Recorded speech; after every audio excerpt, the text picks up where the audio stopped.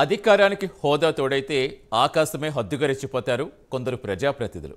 అయిన దానికి కానిదానికి ర్యాలీలతో హల్చల్ చేస్తారు. క్యాడర్తో సన్మానాలు చేయించుకుంటూ పవర్ ఎంజాయ్ చేయటం కామన్. కానీ ఈ మంత్రి గారు మాత్రం అందుకు విరుద్ధంగా ఉన్నారు. ఆడంబరాలకు పోవద్దు, సన్మానాలు చెయ్యొద్దని అంటున్నారు. సాలువాలు, పూల బొకేలు వద్దని వారిస్తున్నారు. నమ్మి గెలిపించిన ప్రజలకు బాసటకి నిలిచేందుకు ప్రతి క్షణం ప్రయత్నిస్తున్నారు ఆ నేత. అప్పగించిన బాధ్యత నెరవేరుస్తూ మంత్రులందరికీ ఆదర్శం నిలుస్తుందనే టాక్ వినిపిస్తోంది. ఇంతకీ ఆ మంత్రి ఎవరు?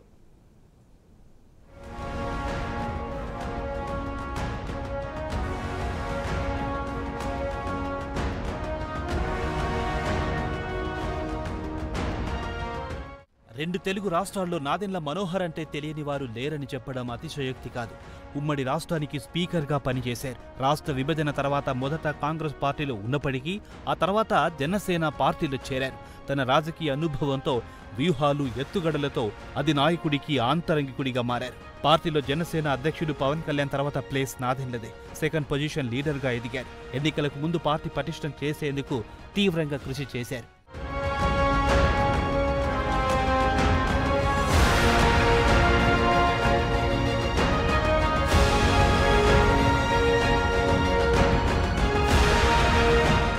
మొదటి నుంచి తాను గుంటూరు జిల్లా తెనాలి నియోజకవర్గం నుంచి పోటీ చేస్తానని ఘంటాపథంగా చెప్పారు. అయితే అప్పట్లో అంతా లైట్ తీసుకున్నారు. సీనియర్ టీడీపీ నాయకుడు, మాజీ మంత్రి, ఎప్పుడు ప్రజలు, కార్యకర్తలతో టచ్లో ఉండే ఆలపాటి రాజాను కాదని ఇస్తారా అని సందేహపడ్డారు. కానీ ఆ తర్వాత జనసేన ప్రాధాన్యత అమాంతం పెరగడం, టీడీపీ పార్టీకి బలమైన అండగా జనసేనాని మారడంతో ఏపీలో రాజకీయ ముఖచిత్రం మారిపోయింది.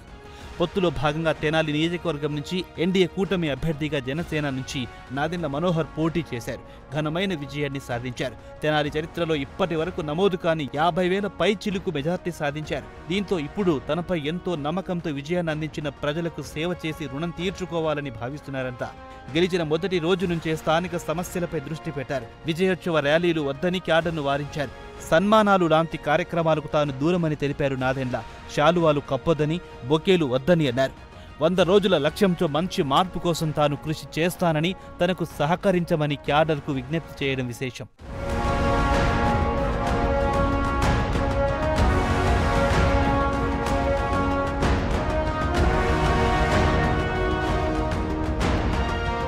పౌర సరఫరాల శాఖ మంత్రిగా బాధ్యతలు తీసుకున్న తర్వాత మరింత కమిట్మెంట్ దూసుకుపోతున్నారు.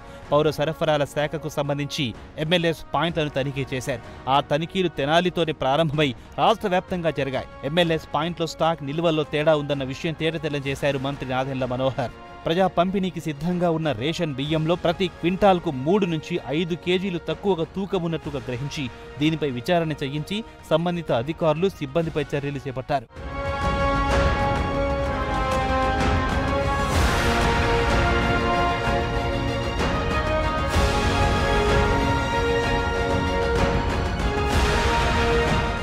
గత ప్రభుత్వంలో విచ్చలవిడిగా రేషన్ మాఫియా రెచ్చిపోయిందన్న వార్తల నేపథ్యంలో నాదెండ్ల స్పీడ్ పెంచారు. పేద ప్రజల ఆకలి తీర్చేందుకు ప్రభుత్వం అందిస్తున్న రేషన్ బియ్యం కిలో రూపాయికి అందిస్తుంది. సేకరణకు ప్రభుత్వానికి కిలోకు 40 రూపాయలు ఖర్చవుతోంది. ఈ క్రమంలో బ్లాక్ మార్కెట్లో బియ్యం తరలి వెళ్లడానికి స్థానికంగా ఉన్న రెవెన్యూ, పోలీసు అధికారులకు గత అధికార పార్టీ నాయకుల అండదండలు సంపూర్ణంగా ఉన్నాయన్న విషయాన్ని వెలుగులోకి తీసుకొచ్చారు. ప్రభుత్వం ప్రజలకు అందించే లక్షల టన్నుల రేషన్ బియ్యంలో సగానికి పైగా బ్లాక్ మార్కెట్లో తరలిపోయిన విషయం తెలిసిందే.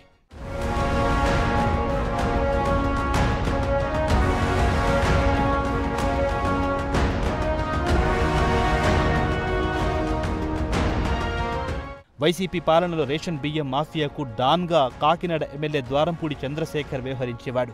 కాకినాడ పోర్ట్ నుంచి ఆఫ్రికా, పేద గల్ఫ్ దేశాలకు షిప్ ద్వారా అక్రమంగా ఎగుమతులు చేయించేవారు. అప్పట్లో రేషన్ బియ్యంతో వస్తున్న లారీలను పోలీసులు టచ్ చేసేవారు కాదు.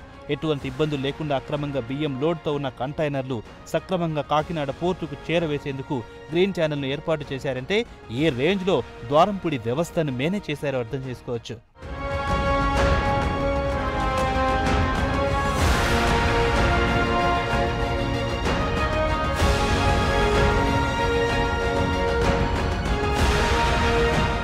గతంలో అక్రమ సంపాదనతో విర్రవీగిన ద్వారంపూడి అక్రమాలను ప్రశ్నించిన జనసేన, టీడీపీ కార్యకర్తలపై దాడులు చేయించి అక్రమ కేసులలో ఇరికించాడు. తనకు ఆకాశమే హద్దుగా అన్నట్టు రెచ్చిపోయి చంద్రబాబు నాయుడు, పవన్ కళ్యాణ్పై అనుచిత వ్యాఖ్యలు చేశారు ద్వారంపూడి.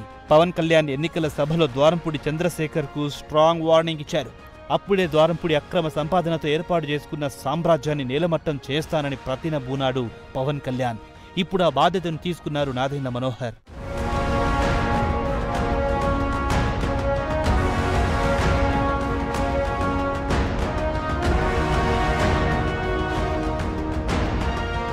పౌర సరఫరాల శాఖ మంత్రి హోదాలో మనోహర్ కాకినాడ పోర్టులు పరిశీలించారు. పోర్టులో అక్రమంగా నిలువ ఉన్న రేషన్ బియ్యాన్ని సీజ్ చేయించారు. రేషన్ మాఫియాతో సంబంధం ఉన్న సిబ్బంది, అధికారులను సస్పెండ్ చేయించారు. కాకినాడ పోర్టుకు సంబంధించి ఎప్పటికప్పుడు తనిఖీలు చేయిస్తూ పోర్టులో ప్రతి కంటైనర్, వచ్చే ప్రతి వాహనం సీసీటీవీ అధీనంలో ఉండే విధంగా ఏర్పాట్లు చేశారు. అనుమానం ఉన్న ప్రతి రైస్ మిల్, గోడాన్స్పై విజిలెన్స్ అధికారులపై దాడి ముమ్మరం చేయించారు. కాకినాడ పోర్టులో రేషన్ మాఫియా ఆగడాలు కంట్రోల్ చేయడంతో పోర్టు సిబ్బంది ఊపిరి పీల్చుకుంటున్నారు. ఇక రాష్ట్ర వ్యాప్తంగా అక్రమ రేషన్ మాఫియాపై ఉక్కుపాదం మోపడంతో చాలా వరకు కంట్రోల్ అయ్యింది.